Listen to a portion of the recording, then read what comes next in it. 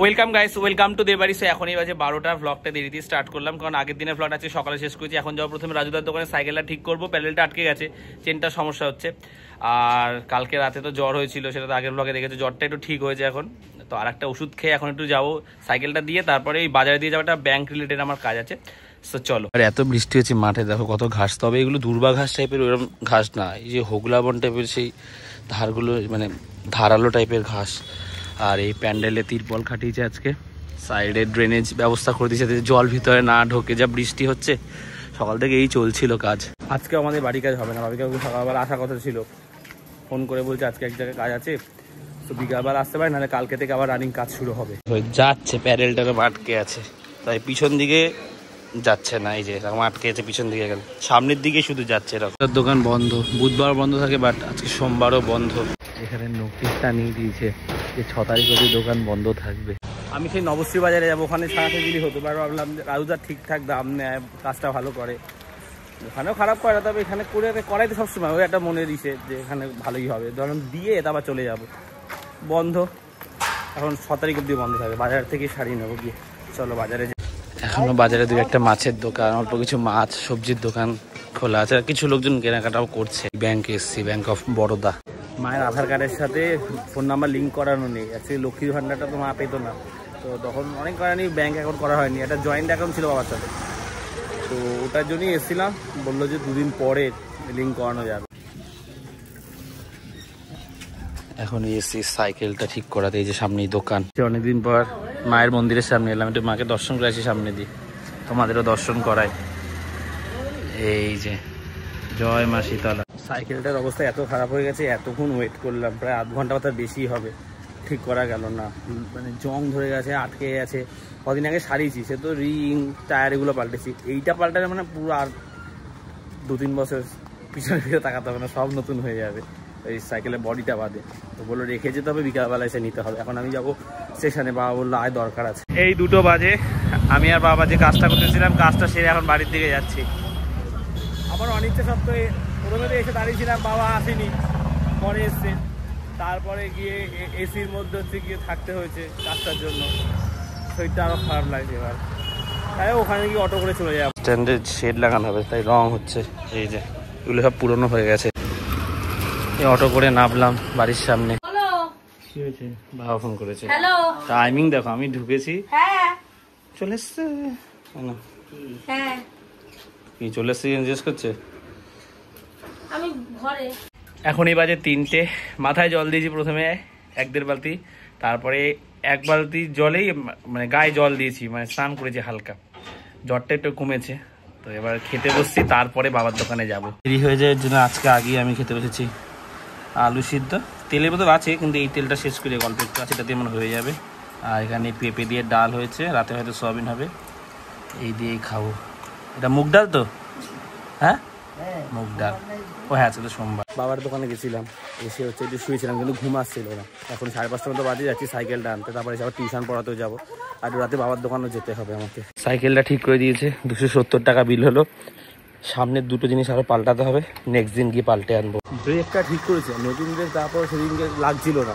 আমার একজন সাবস্ক্রাইবার আমার ভিডিও দেখে ধাক্কা লেগে গেছিলো ওনার ছেলের সাথে, কোনো রকমে আমি আটকেছি পা দিয়ে, আবার ঠিক করলাম আজকে।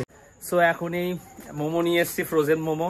আমরা প্ল্যান করছি একটু পার্টি হবে, মোমো পার্টি। আমি আর কাকার মতন প্ল্যান করেছিলাম। ও 120 টাকা দিয়েছে, আমি বাকি টাকাটা দিয়েছি, 260 টাকা মতো নিয়েছে। পড়াতে আর যেতে পারিনি, সন্ধ্যাবেলা একটু আটকে গেছিলাম একটা কাজে। সোমবার রানি খেতে পারবে না, ঠিক আছে, তো ওটাই খারাপ লাগছে। যাই হোক এনেছি, ওর অনেকদিন ধরে খেতে ইচ্ছা করছে। তো আগে একদিন আমরা খেয়েছিলাম, ওদেরকেও খাইছিলাম, তো আজকে আবার অর্ডার করেছি।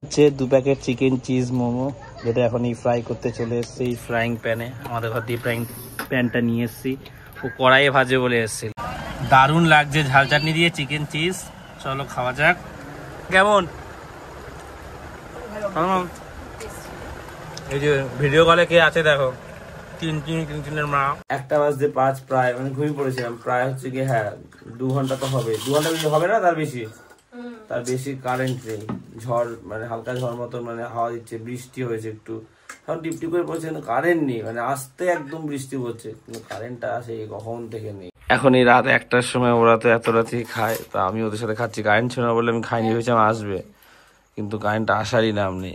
রাতের বেলা সয়াবিন তরকারি হয়েছে আর এই পাঁপড়, আর এটা চার্জ চলে গেছে। মা বলছে অন্ধকারে রাখিস না, থাকিস না, এটা জ্বালিয়ে এতক্ষণ থাকলে এটা ভাত খাওয়ার সময় আলো থাকলে ভালো হতো, বাট কিছু করার নেই, এইভাবেই খেতে হচ্ছে মায়ের জেদের জন্য।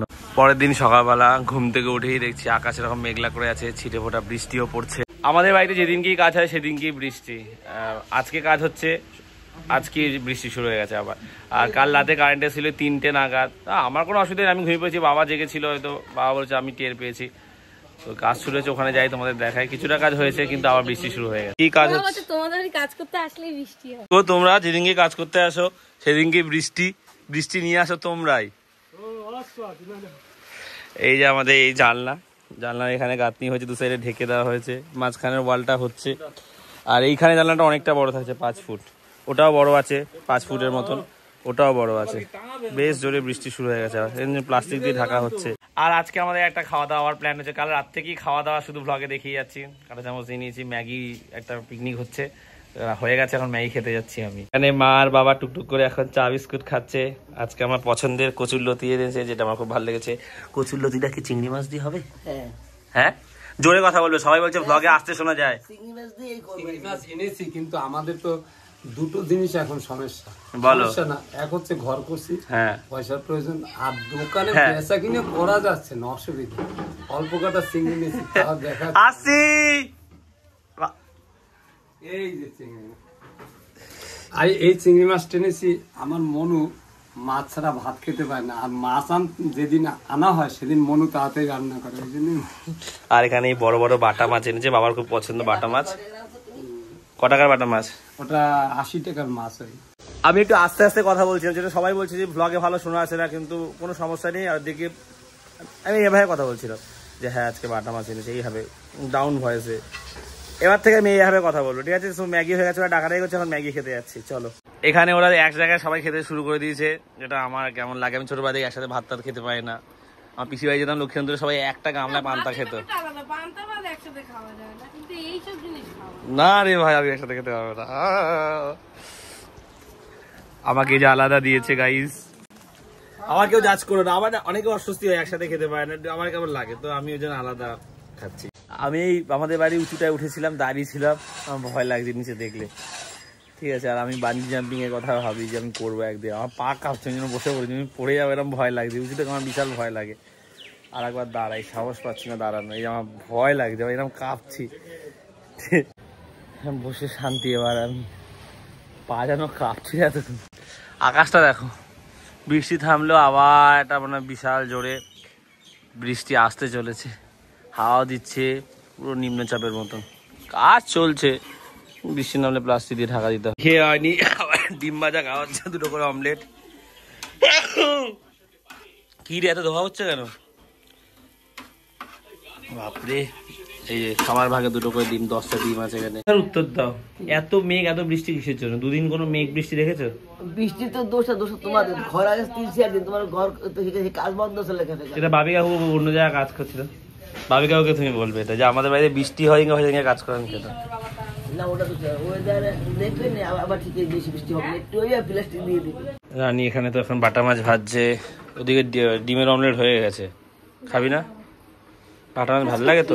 সকালবেলা দিয়ে বাটা মাছ ভালো লাগে তো? হ্যাঁ, আমার ভালো লাগে, জিরে দিয়ে হালকা পাতলা ঝোল রান্না করে। বাটা মাছ, কচুরলতি দিয়ে চিংড়ি মাছ, আর কি করবে? ডাল। তো লজ্জা করে না প্রত্যেকদিন ডাল? ডাল করবে না? হ্যাঁ, মাছগুলো খেয়ে দেখে দুধ তো বাটা, দুটো দেবো,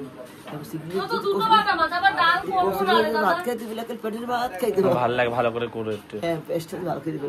এই যে ডিম ভাজা, এখানে 10টা ডিম আছে, ভাজা হয়ে গেছে। এখানে মানে একটার উপর একটা রাখা হয়েছে, একসাথে 5টা নিয়ে অল্প অল্প করে ভেজেছে, ঠিকভাবে করতে পারেনি কিছু কিছু জায়গায়। এখন ডিম ভাজা খাওয়া হবে আর কি। সো গাইস, আকাশ একটু পরিষ্কার হয়েছে, আবার রোদের দেখা পাওয়া গেছে। তো এই ব্লগটা এখানে শেষ করে দিচ্ছি। ব্লগটা ভালো লাগলে লাইক করে দিও, আর দেবাইতে প্রথমবার আসলে একটু সাবস্ক্রাইব করে দিও। তো আজ এতটাই, আবার কাল কথা হচ্ছে, চলো টাটা।